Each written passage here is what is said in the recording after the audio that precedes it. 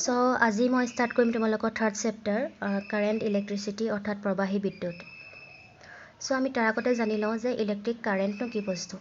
Means বিদ্যুৎ প্ৰবাহ। The rate of flow' of electric charge is called electric current অৰ্থাৎ আধান সঞ্চালনৰ হাৰক সদায় বিদ্যুৎ প্ৰবাহ বুলি কোৱা হয়। মিনছ এটা কণ্ডাক্টৰৰ ক্ৰছ ছেকশ্যনেল এৰিয়াৰ মাজেৰে কোনো টাইমত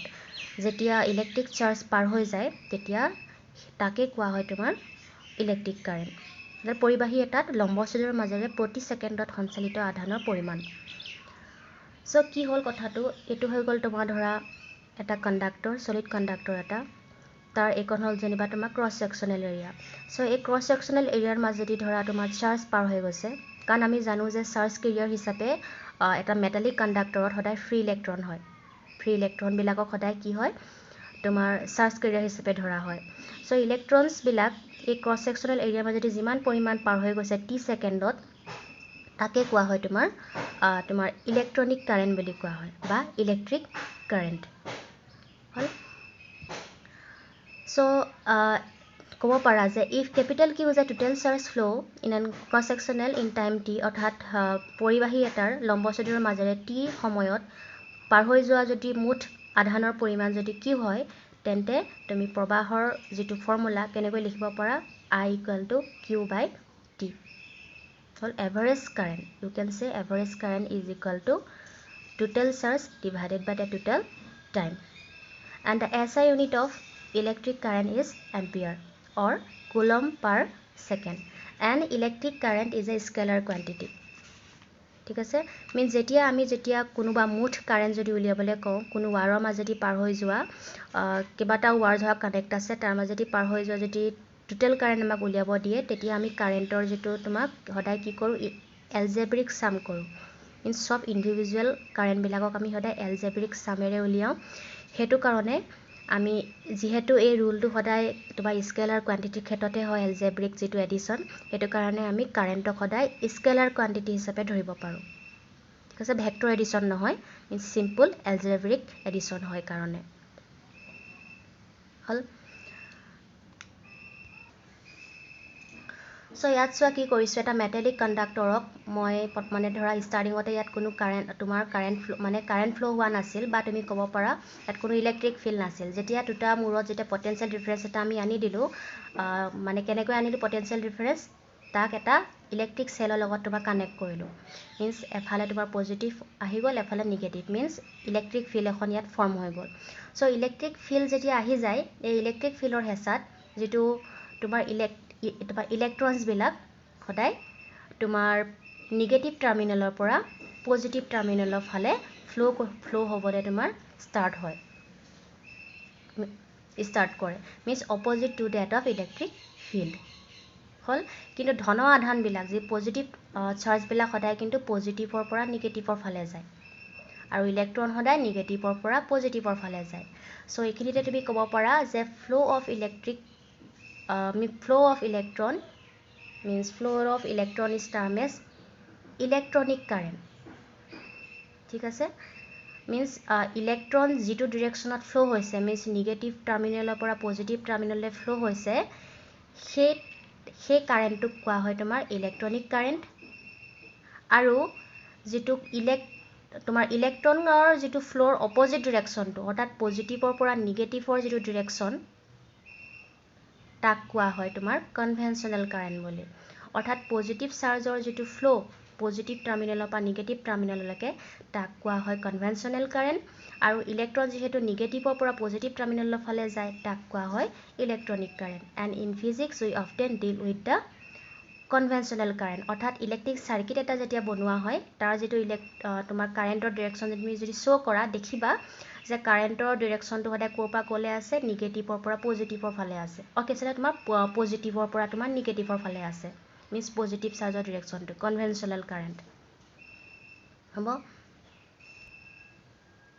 অৰ্থাৎ তোমাৰ ইলেক্ট্ৰন ক'ৰ পৰা ক'লৈ ফ্ল' হয়, লোৱাৰ পটেঞ্চিয়েলৰ পৰা হায়াৰ পটেঞ্চিয়েললৈ, অৰ্থাৎ নিগেটিভৰ পৰা পজিটিভ টাৰ্মিনেলৰ ফালে। আৰু যিবিলাক পজিটিভ চাৰ্জবিলাক মিনছ পজিটিভ আয়নছবিলাক তোমাৰ ক'ৰ পৰা ক'লৈ ফ্ল' হয়, পজিটিভৰ পৰা নিগেটিভ টাৰ্মিনেলৰ ফালে। গতিকে এই ডিৰেকশ্যনটোক কোৱা হয় কনভেনশ্যনেল কাৰেণ্ট আৰু এইটোক কোৱা হয় তোমাৰ সিম্পল কাৰেণ্ট বা ইলেক্ট্ৰনিক কাৰেণ্ট বুলি সো এইখিনিতে আৰু এটা কথা যেতিয়া এটা কণ্ডাক্টৰত যেতিয়া ইলেক্ট্ৰিক ফিল্ড এপ্লাই কৰা নহয় মিন্স কণ্ডাক্টৰ তাত যেতিয়া ইলেক্ট্ৰিক ফিল্ড এপ্লাই কৰা নহয় ইলেক্ট্ৰনছবিলাক কিন্তু ৰেণ্ডম মোশ্যনত থাকে মিন্স মানে এটা ইফালে থাকে এটা ইটো সাইডে থাকে এটা হেতু সাইডে থাকে আৰু ইলেক্ট্ৰিক ফিল্ড এপ্লাই কৰি দিয়া পিছত সেই ইলেক্ট্ৰনছবিলাক তোমাৰ এটা ডিৰেকশ্যনত ফ্লো হ'বলৈ ষ্টাৰ্ট দিয়ে ঠিক আছে means from negative to positive terminal so next আহি গ'ল তোমালোকৰ অপবাহ বেগ ৰিপ ভেলচিটি সো এই ভেলচিটিটো কি বস্তু the velocity with which the free electron are drifted towards the positive terminal under the action of applied electric field অৰ্থাৎ এটা কণ্ডাক্টৰত ফ্ৰী ইলেক্ট্ৰনছবিলাক সদায় ৰেণ্ডম মোশ্যনত থাকে আৰু যেতিয়া ইলেক্ট্ৰিক ফিল্ড এখন এপ্লাই কৰি দিয়া হয় ফ্ৰী ইলেক্ট্ৰনছবিলাক সদায় তোমাৰ নিগেটিভ টাৰ্মিনেলৰ পৰা পজিটিভ টাৰ্মিনেলৰ ফালে মিন্স এটা ডিৰেকশ্যনত ফ্লো হ'বলৈ ষ্টাৰ্ট দিয়ে আৰু যিটো ভেলচিটিৰ সহায়ত এই ফ্ৰী ইলেক্ট্ৰনবিলাক তেনেকৈ ফ্লো হ'বলৈ ষ্টাৰ্ট হয় সেই ভেলচিটিটোকে কোৱা হয় তোমাৰ ৰিপ ভেলচিটি বুলি অৰ্থাৎ অপবাহ বেগ হল মিন্স ষ্টাৰ্টিঙতে যিটো থাৰ্মেল এনাৰ্জিৰ প্ৰভাৱত ফ্ৰী ইলেক্ট্ৰনছবিলাক কণ্ডাক্টৰ এটা তোমাৰ ৰেণ্ডম মোশ্যনত থাকে ইফালৰ পৰা সিফালে থাকে মিন্স ষ্টাৰ্টিঙত তোমাৰ কেনেকৈ থাকে ইলেক্ট্ৰনছবিলাক এইফালে থাকে এবাৰ এটা ইলেক্ট্ৰন এইটো সাইডে থাকিব এটা থাকিব তোমাৰ এইটো ডিৰেকশ্যনত এটা থাকিব এনেকুৱা ডিৰেকশ্যনত তাৰমানে যিটো তোমাৰ প্ৰত্যেকটো তোমাৰ এভাৰেজ যিটো ভেলচিটি তাক তুমি 0 বুলি ক'ব পাৰা মিন্স তাত কোনো তোমাৰ কাৰেণ্ট ফ্লো হোৱা total current is 0 means cross sectional এৰিয়াৰ মাজেদি এটা এইটো সাইডে গৈছে এটা হেতু সাইডে গৈছে সো প্ৰত্যেকৰে ভেলচিটিবিলাক যদি তুমি জইন কৰা মিন্স ইয়াৰ ধৰা হ'ল ইউ ইয়াক যদি তুমি মাইনাছ ইউ বুলি ধৰা তুমি কি দেখিবা যে U plus minus U equal to 0 তাৰমানে তুমি টোটেল ভেলচিটি তোমাৰ যেতিয়া কাৰেণ্ট যেতিয়া ইলেক্ট্ৰিক ফিল্ড এপ্লাই কৰা নহয় টোটেল ভেলচিটি ইলেক্ট্ৰনছবিলাকৰ 0 হয় আৰু যেতিয়া সেই কণ্ডাক্টৰটোক যাৰ মাজত এনেকৈ ফ্ৰী ইলেক্ট্ৰনছবিলাক আছে যেতিয়া কণ্ডাক্টৰটোৰ এটা পটেনচিয়েল ডিফাৰেঞ্চ এপ্লাই কৰা হয় মিন্স এটা যেতিয়া ইলেক্ট্ৰিক চেলৰ লগত কানেক্ট কৰা হয় তেতিয়া সেই ইলেক্ট্ৰনছবিলাক এটা ডিৰেকশ্যনত ফ্লো হ'বলৈ ষ্টাৰ্ট দিয়ে ঠিক আছে আৰু ষ্টাৰ্টিঙতে যেতিয়া এপ্লাই কৰা হোৱা নাছিল ইয়াৰ কিন্তু ভেলচিটিবিলাক বহুত বেছি হাই আছিল the velocity of this electron in an conductor is very high আৰু যেতিয়া তোমাৰ কি হ'ল তোমাৰ যেতিয়া ইলেক্ট্ৰিক ফিল্ড এপ্লাই কৰি দিলা তেতিয়া কি হয় অবভিয়াছলি ইলেক্ট্ৰনছবিলাক যেতিয়া ইফালৰ পৰা সিটোৰ ৰেণ্ডম মোশ্যনত থাকে ইটোৰ সিটোৰ লগত তোমাৰ কি হয় যে খুন্দা খায় ঘৰ্ষণ হয় ঠিক আছে সো সেই খুন্দা খোৱাৰ ফলত সিহঁতে কি হয় ইয়াৰ পৰা ইয়ালৈ যাওঁতে ধৰ এইটোক সেইটোক খুন্দা মাৰি দিলে তাৰ যিটো গোটেই এনাৰ্জিটো তোমাৰ শেষ হৈ যায় মিন্স নেক্সটটোক আকৌ খুন্দা মাৰিবলৈ তাৰ আৰু গাত তোমাৰ এনাৰ্জি নাথাকে কিন্তু তোমাৰ ইলেক্ট্ৰিক ফিল্ড এপ্লাই কৰি দিয়াৰ লগে লগে সি সেই এক্সট্ৰা এনাৰ্জিটো পায় ঠিক আছে সেই এক্সট্ৰা এনাৰ্জিটো পায় যাৰ কাৰণে ইলেক্ট্ৰনছবিলাক তোমাৰ নিগেটিভৰ পৰা পজিটিভ টাৰ্মিনেলৰ ফালে ফ্লো হ'ব পাৰে সো যদি তুমি ধৰা যে if u1 u2 ... un suppose তোমাৰ ইয়াত ইলেক্ট্ৰনৰ সংখ্যা n নম্বৰ আছে are the velocities you can say initial velocities প্ৰাৰম্ভিক বেগ velocities of various electrons প্ৰত্যেকটো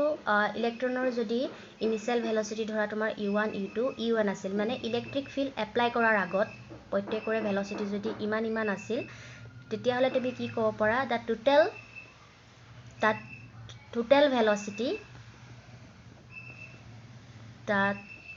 velocity of this electron is 0 প্ৰত্যেকটো প্ৰত্যেকৰে ভেলচিটিক প্লাছ কৰি পেলাই যদি তাৰ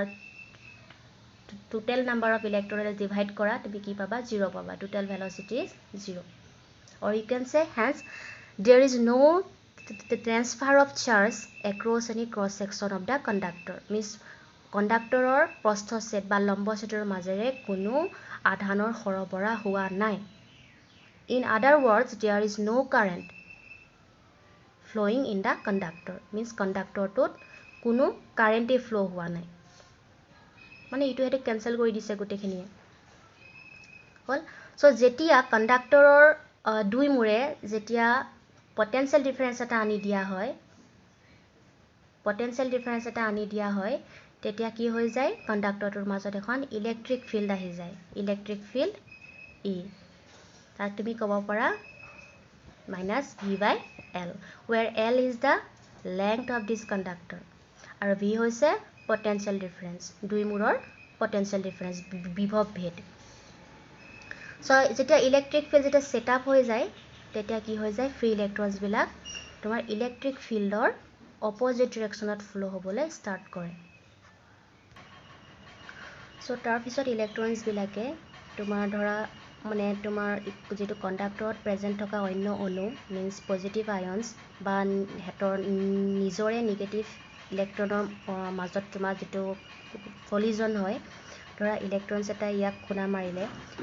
দিয়াৰ লগে লগে ইয়াৰ গোটেই এনাৰ্জি তোমাৰ হ্ৰাস হৈ যায়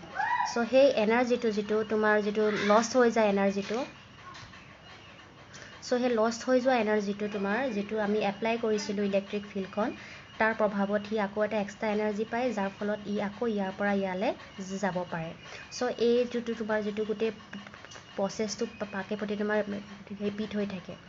সো লিখিব পাৰা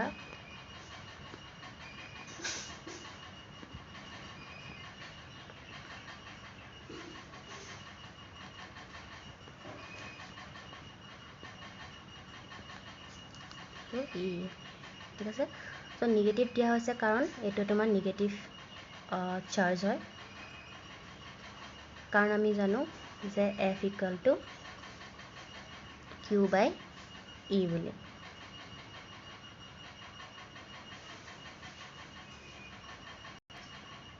উল্টা হৈছে E = Q/F